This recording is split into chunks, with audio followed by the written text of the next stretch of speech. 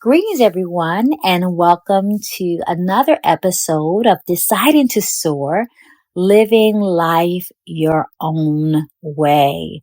I'm Sharon Jameson, and I am so grateful that you are here. And as I say every episode, I am thankful for your time, for your presence, for your attention, and I honor you. And I'm so grateful that you chose to spend time with me on today. So welcome. I honor you. Well, today I am delighted to talk about a subject that's really been working in my spirit, as well as showing up in many of my group sessions. And that subject I want to entitle, When Enough is Holy. When Enough is Holy. And this title is so appropriate because I know in all of our lives, especially Black women, there comes a time when we cannot take another ounce of disrespect. It comes a time in our lives when we realize that pretending costs too much to our souls and to our spirits and to our bodies. There becomes a time in our lives when we realize that our silence and not speaking up for ourselves starts to feel like self-betrayal and self-abandonment and self-disrespect. And I believe that those times are sacred. I believe those times are holy. And I like to refer to those times when we reach those points in our lives as ruptures. Because even though ruptures burst and they hurt, I believe that they're also holy because ruptures have a way of waking us up, or awakening something in our souls, or awakening something in our spirits. And for some, a rupture is something that happens immediate, it's instantaneous. For example, there's a sudden break in a relationship, in a belief system, or a job where everything you believe and once hoped for starts to collapse all around you all at once.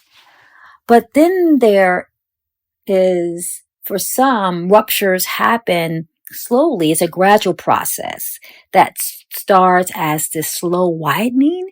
For example, it starts as a hairline fracture that expands over time until it creates a hollow space in your soul, a hollow space in your relationship, a gap in what you know to be true. And what's so interesting about ruptures is that ruptures in one area can start a rupture in another area.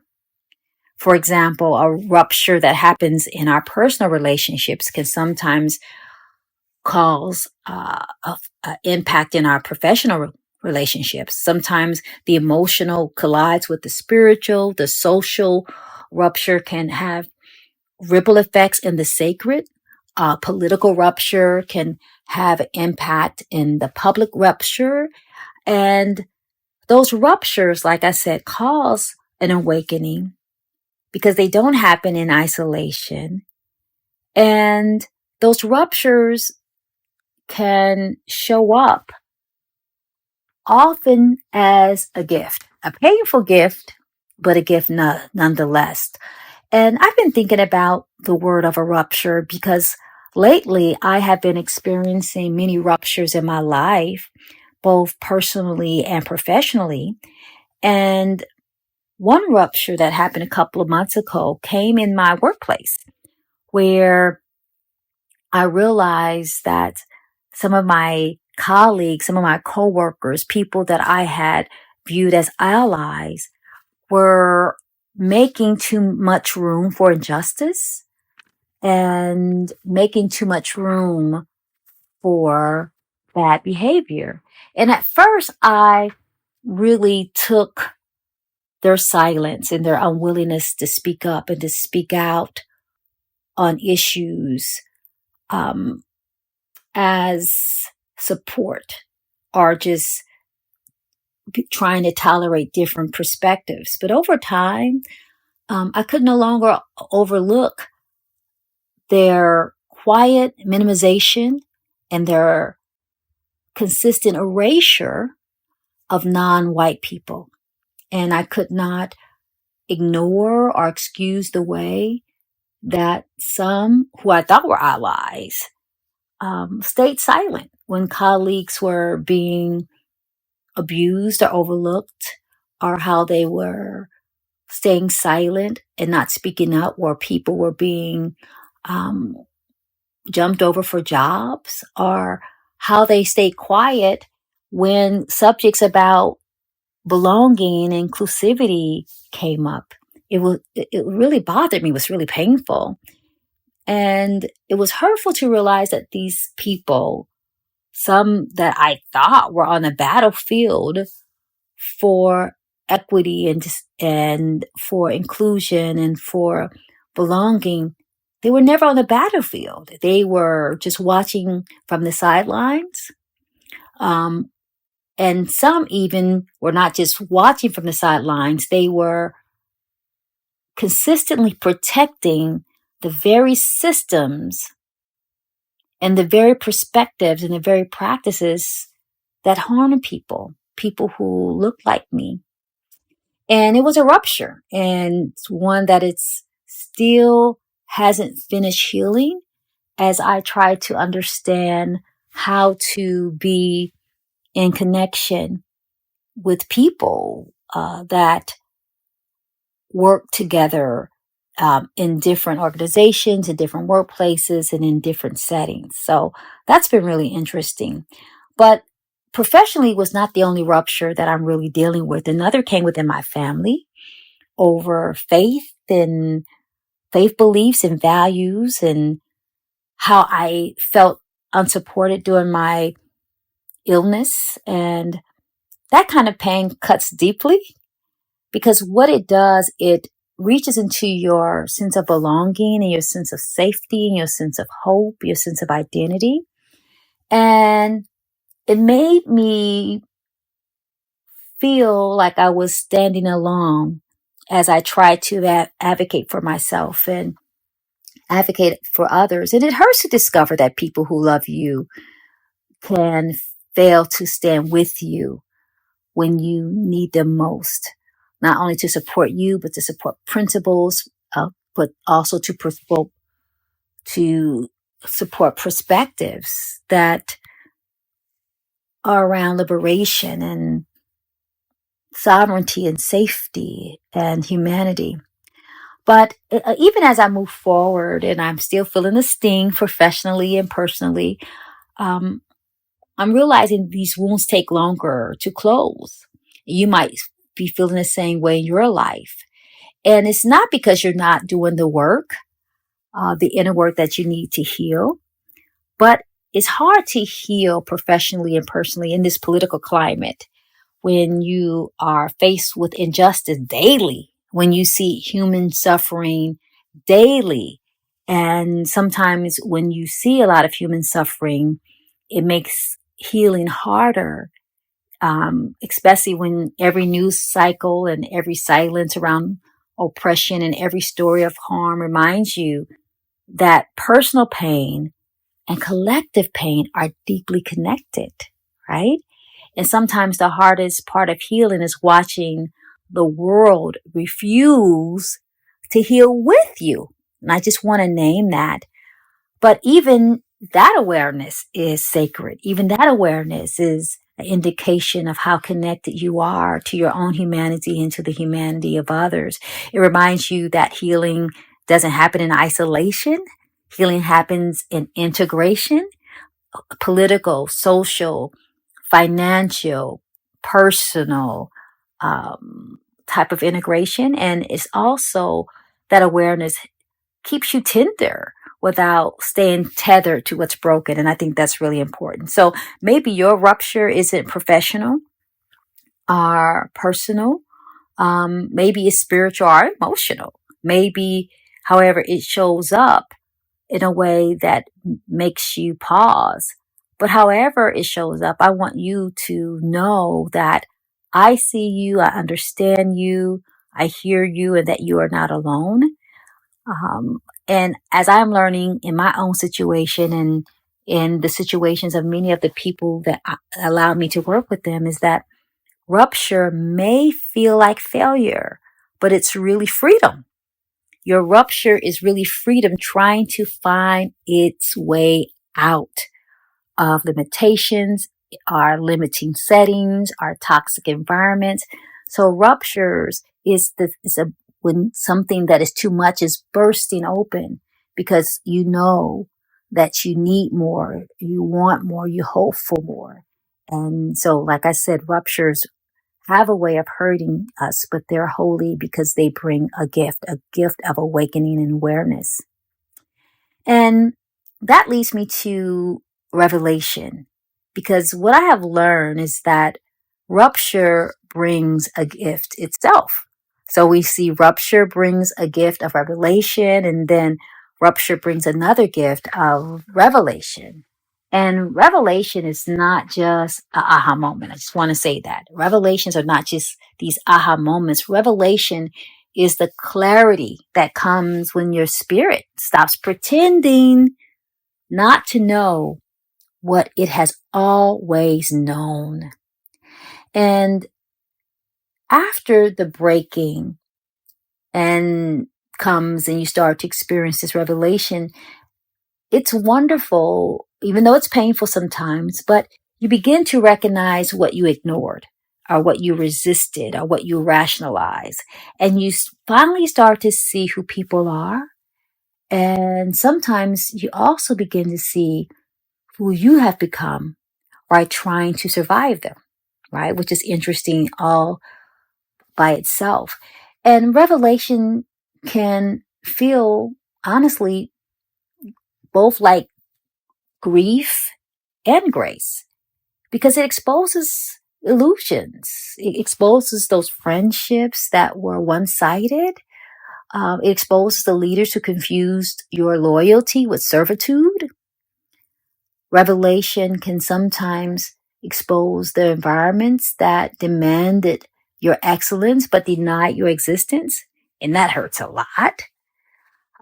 Revelation also can help open your eyes in ways that you have fought to keep those eyes closed, right? But I want to encourage you because revelation doesn't come to shame you. It comes to show you. I'm going to say that again. Revelation never comes to shame you. It comes to show you. It comes to show you where to begin again. And the blessing is because now that you see more, you can choose differently. And you no longer can hide behind maybe they didn't mean it because you know that they meant it, right? And revelation gives you more permission and more strength and more power to honor what your body, your spirit, your intuition already knew long before your mind caught up, right? So revelation is key. But what I also understand is that revelation, our clarity, it never happens alone, right? Because revelation alone isn't healing. Just want to be clear about that because you can know better and not do better, right? You can have a revelation but still return to bad behavior. But that's why I think revelation, when we see the truth, is only the first step, but living the truth is the sacred step, right? So knowing the truth and seeing the truth is the first step, but living the truth is the sacred step. And that's where I like to say redemption begins. And redemption is that process of returning to yourself. And redemption isn't about forgiving the offender first, just so we're clear on that. Redemption is about rescuing yourself from a cycle of self-abandonment. It's about reclaiming yourself and claiming all the parts of yourself you gave away. It's about remembering that you were never meant to prove your worth. And that's kind of hard to remember because we live in a society that tries to make us believe that we have to prove our worth.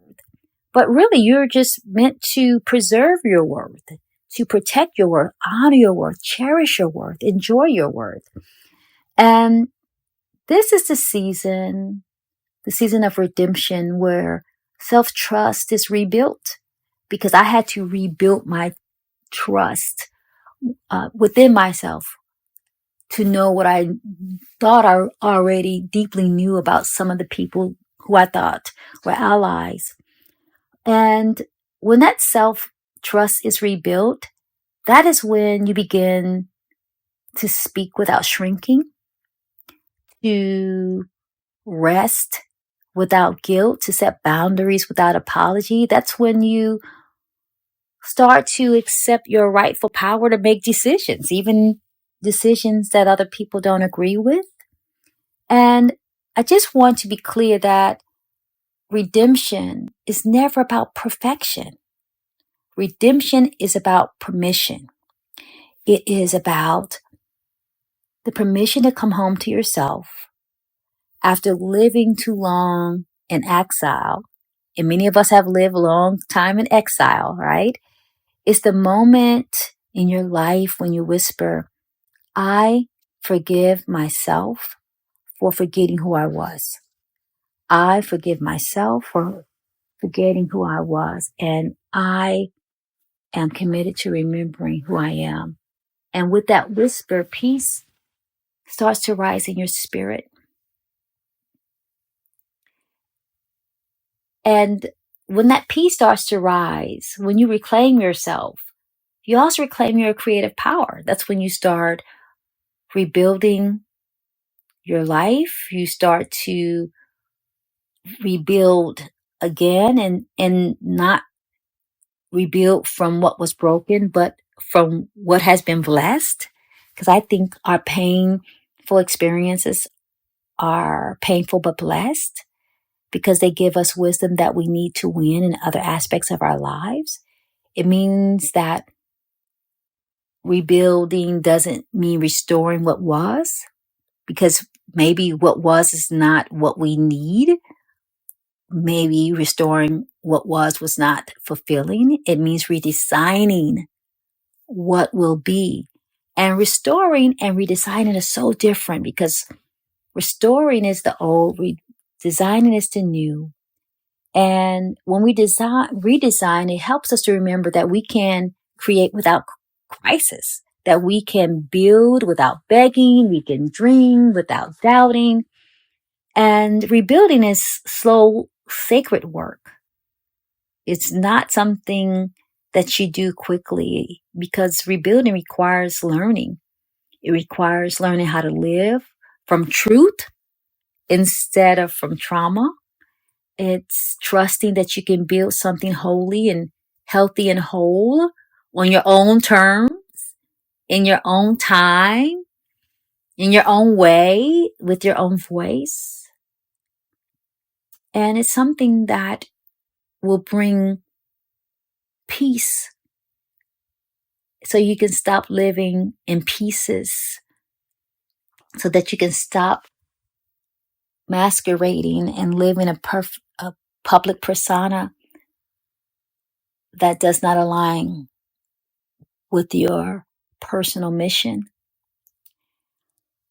I would say what I know now is that those relationships that I once valued with people who I thought were allies, some of the relationships that I thought I valued with friends and some with family, honestly, some of those relationships are strained.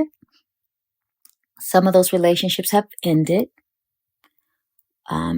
Some of those relationships I'm still navigating.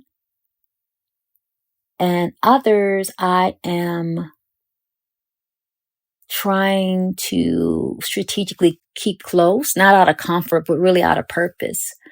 I'm trying to stay connected so I can have the access to the information and the insight I need to help others who remain vulnerable in workplaces and work settings, church settings, organizational settings, in those settings where empathy doesn't exist, and where equity doesn't exist. And it's really important because I know a lot of people, especially Black women, feel right now that they might not have the career agility or the options they need because what's happening in the political environment and the workplace. But even as I move forward, I still feel the sting. I want to be honest with you because healing doesn't happen overnight. The wound is healing, which I'm grateful, but slower than expected. And again, not because I haven't done my work, and your wound might be healing slower than expected, not because you haven't done your work, but the world keeps reopening our wounds. The political climate, the visible injustice, and being exposed to human suffering everywhere we look makes it difficult to fully close those wounds and heal those old wounds, right? Because each headline and every story and every post and every silence around suffering, again, reminds us of our own pain and sometimes our own feelings of being alone. And sometimes that awareness makes healing harder. I just want to emphasize that again. But even in that tension, even in trauma, even in the midst of trouble, there's truth. And the truth reminds us that our healing is never just about us. It's about the world we live in. It's about the systems that we are a part of. And it's about the people who we are still called to serve. And that's the paradox of growth, right? It's the paradox because you can forgive people, but still protect yourself from them. You can outgrow people, but still hold compassion for where they are in their journeys. You can keep your heart open while keeping yourself guarded. So you can do both, right? And so as I close this podcast that I'm sure is a different type of podcast, but something I just want to connect with you and your hearts and your minds about, because I know that you might be feeling something similar in some aspect of your life. Just want to remind you that every rupture is a rebirth. Every revelation is a reckoning. Every redemption is a return back to your full, whole, authentic self. And every rebuild is a resurrection. And all of us will reach that sacred threshold when we finally say enough. And when we say enough, we know that our enough is holy and it's not the end of our story. We realize that it is the beginning of our liberation. So if you find yourself standing in this moment, in your own moment of breaking, remember that your ruin, your rupture is not your ruin. It is your release, and your healing is holy. And if today's message spoke to you, please share it with a friend, family member, or friend. And please don't forget to subscribe to Deciding to Soar wherever you listen to your podcast, Apple, Spotify, YouTube. And just share the episode with a sister, a friend, or a colleague who might need a reminder that their breaking is really their new becoming. So until next time, reminding you that your healing is holy and that your wholeness is your birthright and that your enough is holy and it is the spark that you need to live life on your own terms. Thanks so much for listening. I hope this message blesses you.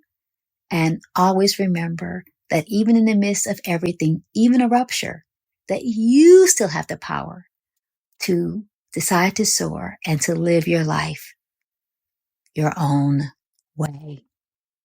Blessings.